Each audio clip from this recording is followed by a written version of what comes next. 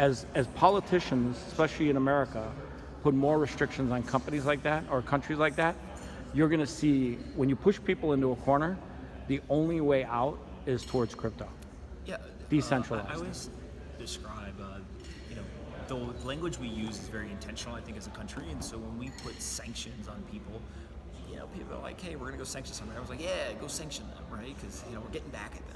If we instead said, hey, we're going to cut them off from the global financial system, and we're actually going to, people in that country are going to be hungry, and they're not going to be able to conduct commerce. And by the way, they're innocent, and that's what we're going to do to them. I think there's a lot less people who are excited about sanctions, and so sanctions are just censorship, right? They're telling somebody else what they can do with their wealth. Look at what's their happening on value. Patreon.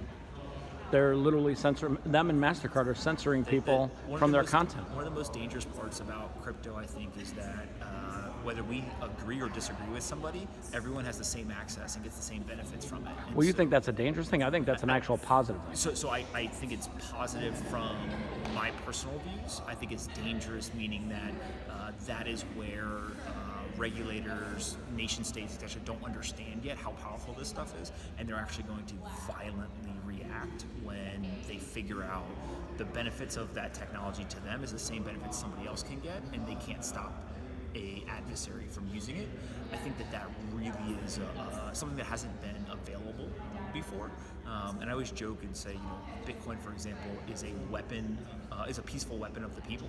That when it I actually call crypto the asset of the people, the finance of the but it's people, the also- money of the people. It's probably one of the only weapons that, if it falls into the wrong hands, can't be used against you. Right? So, if you look at everything from guns to bombs to all kinds of different weapons, if it falls into other hands, they can use it against you. Bitcoin, they can't. And so it's a way for you to, quote unquote, fight back, if you will, or respond, but do it in a way where if for some reason somebody else starts to buy Bitcoin as well, it doesn't necessarily hurt you.